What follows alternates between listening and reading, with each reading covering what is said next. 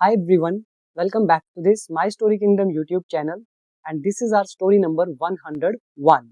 The name of this story is The Golden Deer, एक सुनहरी हिरन। तो इस स्टोरी को रीड करते हैं और इसके थ्रू इम्प्रूव करेंगे अपनी इंग्लिश रीडिंग स्किल को, वोकैबुलरी को और ग्रामर को। So the story goes like this. Long ago, बहुत समय पहले, देयर लिव्ड, रहता था, अ मैग्निफिसेंट गोल्डन डेयर, एक शानदार सुनहरी हिरन, इन अ पीसफुल फॉरेस्ट, एक शांत जंगल में, नियर अ फ्लोइंग रिवर, एक बहती नदी के पास। अब यहाँ पे देखो ग्रामर के rules. There is working as a subject, lived is second form, tense is past indefinite. फिर आप देख सकते हो नियर के पास, के बगल में, के करीब प्रेपोजिशन है, इन इज प्रेपोजिशन। तो एक शांत जंगल में और बहती हुई नदी के पास। फ्लोइंग यहाँ पर एडजेक्टिव का काम करेगा, बहता हुआ या बहती हुई या बहते हुए। वर्ड मीनिंग पर आओ। पहला है मैग्निफिसेंट, मतलब शानदार। दूसरा वर्ड है गोल्डन, सुनहरी, सोने जैसे रंग का। तीसरा है पीसफुल, शांत, और फ्लोइंग, बहता हुआ। Now next sentence, his body shown like gold, उसका शरीर चमकता था सोने की तरह। एंड और his eyes were full of kindness and wisdom, और उसकी आंखें दयालुता से भरी थी और ज्ञान से भरी थी। यहाँ पर हिज आईज सब्जेक्ट है, were is helping verb, and kindness मतलब दयालुता और विजडम मतलब ज्ञान। All the animals respected him, सभी जानवर उसकी इज्जत करते थे। बिकॉज, क्योंकि, ही वॉज जेंटल, वो कोमल था, एंड ऑलवेज रेडी, और हमेशा तैयार था या तत्पर था, टू हेल्प अदर्स, दूसरों की मदद करने के लिए। Now some words. काइंडनेस, दयालुता। सेकंड इज विजडम, ज्ञान। रिस्पेक्ट, इज्जत करना। देन शाइन का सेकंड फॉर्म शोन, और जेंटल मतलब कोमल। ये था फर्स्ट पैराग्राफ। इसके बाद हमारा सेकंड पैराग्राफ। और आप में से अगर कोई भी स्टूडेंट इंग्लिश सीखना चाहता है तो वो बिकम इंग्लिश चैंपियन ऐप को जरूर डाउनलोड करें, जिसमें 500 वीडियोस हैं, 5000 के आसपास वर्ड मीनिंग है। यहाँ से आप कंप्लीट इंग्लिश सीख सकते हैं। और इंग्लिश को सीखने के बाद ही आपको स्टोरीज रीड करनी चाहिए। पहले पढ़ोगे तो कई चीजें, जो कॉन्सेप्ट्स, रूल्स हैं, वो स्किप हो जाएंगे, समझ नहीं आएंगे। So better first work on your grammatical concepts and then move on to the stories. और जिससे भी ज्वाइन करना है ऐप जरूर डाउनलोड करना, और लिंक नीचे डिस्क्रिप्शन बॉक्स में गिवन है। Now second paragraph. One day, एक दिन, वाइल वॉकिंग, टहलते हुए या चलते हुए। ये हमारा लेसन है वाइल प्लस जेरेंड का लेसन। वॉक का मतलब है चलना, या आप यूज कर सकते हो स्ट्रॉल, स्ट्रॉल मतलब टहलना। तो स्ट्रॉलिंग, वाइल स्ट्रॉलिंग, तो टहलते हुए, नियर द रिवर, नदी के पास, द गोल्डन डेयर सो, सुनहरी हिरन ने देखा, अ मैन, एक आदमी को, स्ट्रगलिंग, संघर्ष करते हुए, इन द वाटर, पानी में। ये लेसन आ गया हमारा सो, कॉट, हर्ड, फाइंड, फाउंड वाला। तो सो आ गया सेकंड फॉर्म, देन आदमी को देखा, और उसके बाद हमारा जेरेंड का concept. Next is the man had fallen in, आदमी उसमें गिर गया था। फॉल का थर्ड फॉर्म फॉलन, मैन है सब्जेक्ट, हैड लगाए, पास्ट परफेक्ट टेंस। तो आदमी उसमें गिर गया था। And was about to drown, और डूबने ही वाला था। यहाँ पे हमारा लेसन यूज हुआ अबाउट टू प्लस वर्ब की फर्स्ट फॉर्म। ड्राउन का मतलब होता है डूबना। और आप लोगों को अगर वोकैबुलरी और भी थोड़ा सा एक्स्ट्रा चाहिए तो आप लोग मुझे इंस्टाग्राम पे फॉलो जरूर करना। इंस्टाग्राम का जो हैंडल है वो गिवन है, डिस्क्रिप्शन बॉक्स में चेक कर लेना। आगे लिखा है without thinking of his own safety, अपनी खुद की सुरक्षा के बारे में न सोचते हुए या फिर बिना सोचे अपनी सेफ्टी के बारे में, द डेयर जम्प्ड, हिरन ने जंप लगाई, इनटू द रिवर, नदी में, and carried the man to the shore, और लेकर आया आदमी को किनारे तक। कैरी मतलब उठाना, ढोना, लेकर जाना, कैरी का सेकेंड फॉर्म कैरिड, और शोर का मतलब होता है किनारा। तो वो आदमी को उसने जंप मारी और उसको आदमी को लेकर आया किनारे तक। सेविंग हिज लाइफ, जिससे उसकी जान बच गई। ये हमारा लेसन है कॉज एंड इफेक्ट का। कॉज एंड इफेक्ट या फिर किस वे से कोई काम किया है उसको अगर दिखाना हो तो उसको बोलते हैं मैनर। तो कॉज और मैनर, ये हमारा ये बता रहा है कि भी किस तरह से उसको लेकर आया और उससे हुआ क्या, उसका रिजल्ट क्या हुआ, उसकी जान बच गई। वीडियो नंबर 275 276 के आसपास ये कॉन्सेप्ट आपको मिल जाएगा।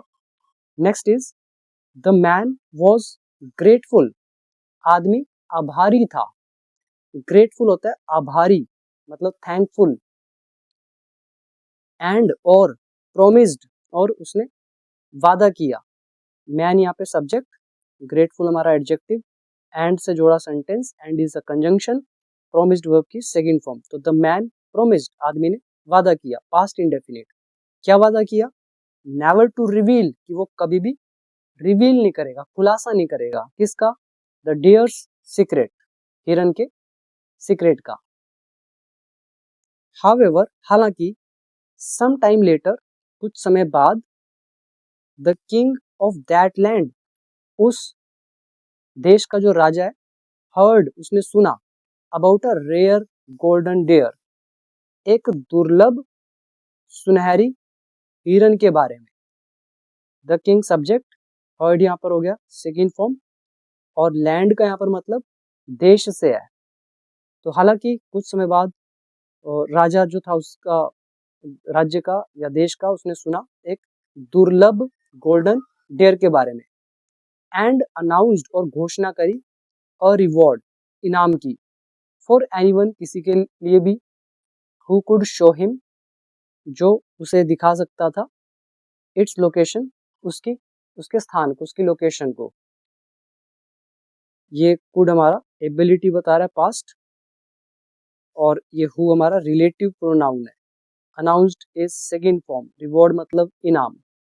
ये था सेकेंड पैराग्राफ। अब आ जाओ इसमें वर्ड मीनिंग पर। पहला है वाइल वॉकिंग, चलते हुए। स्ट्रगल इज संघर्ष करना। फॉल का थर्ड फॉर्म फॉल, फॉलन, और इन लगा दिया, किसी चीज में गिर जाना। ड्राउन इज डूबना। देन ऑन सेफ्टी, खुद की सुरक्षा। कैरी इज ढोना या फिर उठाना, और शोर इज किनारा। ग्रेटफुल इज आभारी। रिवील खुलासा करना। रेयर इज दुर्लभ, और अनाउंस इज घोषणा करना, और रिवॉर्ड इज इनाम। और इसमें बाकी आई थिंक इजी है। Now let's move on to the next paragraph.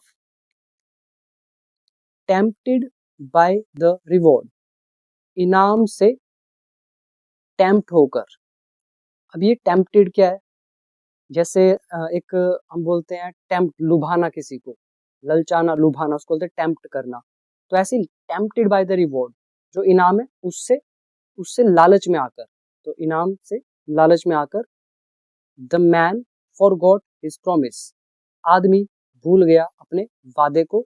And went to the king, और राजा के पास चला गया। ही टोल्ड हिम, उसने उसे बताया, मतलब राजा को बताया, एग्जैक्टली, ठीक ठीक, where the golden deer lived, की सुनहरी हिरन कहाँ रहता था। The king and his soldiers soon reached the forest, राजा और उसके सिपाही जल्द पहुंच गए जंगल में। एंड और सराउंडेड द डियर, और हिरन को घेर लिया। सराउंड मतलब घेरना, घेराबंदी करना। When the golden deer saw the king, जब सुनहरी हिरन ने देखा राजा को, he did not run away, वो भागा नहीं। Instead, उसकी जगह या फिर उसकी बजाय या in place of, he calmly stepped forward, वो शांति से आगे की तरफ उसने कदम बढ़ाया। And spoke with respect, और इज्जत से बात की। He reminded, उसने याद दिलाया, द मैन, आदमी को, किस चीज का याद दिलाया, ऑफ हिज प्रॉमिस, अपने वादे का। एंड एक्सप्लेन, और व्याख्यान किया मतलब बताया, how he had saved his life, कि कैसे उसने उसकी जान बचाई थी। अब आ जाओ इसके अंदर वर्ड मीनिंग पर। टेम्प्टेड यानी कि ललचाकर, या किसी के द्वारा किसी के प्रलोभन में आकर। फॉरगेट का सेकंड फॉर्म फॉरगॉट, एग्जैक्टली मतलब ठीक ठीक, और रीच इज पहुंचना, सून मतलब जल्द, सराउंड इज घेरना, स्टेप फॉरवर्ड आगे बढ़ना, रिमाइंड याद दिलाना, प्रॉमिस वादा, देन इंस्टेड के स्थान पर या की बजाय, कामली शांति से, और बाकी आई थिंक सिंपल वर्ड है। Now next paragraph. The king was deeply moved, जो राजा था वो बहुत ज्यादा मूव्ड हुआ, इंस्पायर हुआ, प्रेरित हुआ, बाय, किसके द्वारा, the dears courage and kindness, जो हिरन का करेज है, साहस है, और जो उसकी काइंडनेस, दयालुता है, तो इस चीज से बहुत ज्यादा या गहराई से मूव्ड हुआ। मूव्ड का मतलब क्या है, किसी चीज से इंस्पायर होना, प्रेरित होना। ही फेल्ट अशेम्ड, उसे शर्मिंदगी हुई। फील अशेम्ड मतलब शर्मिंदगी होना, फील का सेकंड फॉर्म फेल्ट, और अशेम्ड यहाँ पर हमारा एडजेक्टिव है, तो उसे शर्मिंदगी हुई, दैट की सच ए नोबल क्रिएचर, कि ऐसा एक नेक जो प्राणी है, वॉज बीइंग हंटेड, उसका शिकार किया जा रहा था, बिकॉज ऑफ ग्रीड, लालच के कारण। यहाँ पर ही सब्जेक्ट है, फेल्ट अशेम्ड हमारा हो गया पास्ट इंडेफिनिट, सेकंड फॉर्म लगी हुई है, फिर दैट से हमने सेंटेंस को जोड़ा, उसके बाद सच अ नोबल क्रिएचर ऑब्जेक्ट का काम करेगा, फिर वॉज बीइंग, और उसके साथ वर्ब की थर्ड फॉर्म हमें बता रहा है past continuous tense passive voice. फिर क्या हुआ, इमीडिएटली मतलब तुरंत या तात्कालिक, तत्काल, द किंग ऑर्डर्ड मतलब उसी समय राजा ने आदेश दिया, हिज सोल्जर्स अपने सैनिकों को, टू लोअर देयर वेपन्स कि अपने हथियारों को नीचे कर ले। ही डिक्लेयर्ड उसने ऐलान किया, घोषणा करी, दैट की the golden deer would not be harmed, जो सुनहरी हिरन है उसको नुकसान नहीं पहुंचाया जाएगा। उन्होंने विल बी का होगा, हमने वुड कर दिया बिकॉज ऑफ इनडायरेक्ट नरेशन, और ये हमारा पैसिव वॉइस का ट्रांसलेशन है। द गोल्डन डेयर ऑब्जेक्ट हो गया, वुड नॉट बी, और उसके बाद हार्म्ड वर्ब की थर्ड फॉर्म, तो उसे नुकसान नहीं पहुंचाया जाएगा।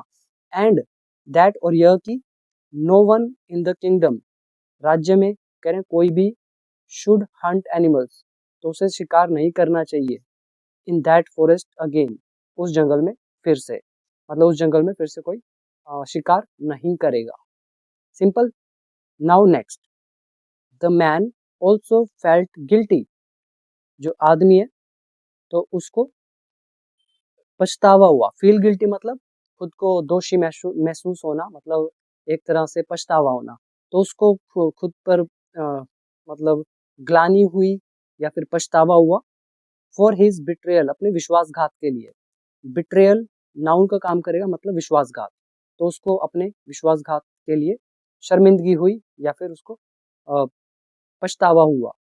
एंड और आस्क्ड फॉर फॉरगिवनेस, और उसने माफी मांगी। आस्क फॉर इज मांगना, फॉरगिवनेस नाउन है मतलब माफी, तो उसने माफी मांगी। द गोल्डन डेयर फॉरगेव, हिरन ने उसे माफ कर दिया। काइंडली, काइंड का मतलब क्या होता है, दयालु, तो दयालुता पूर्वक उसने माफ कर दिया। शोइंग हिज ट्रू ग्रेटनेस, जिससे उसकी जो सच्ची महानता है वो सामने आई।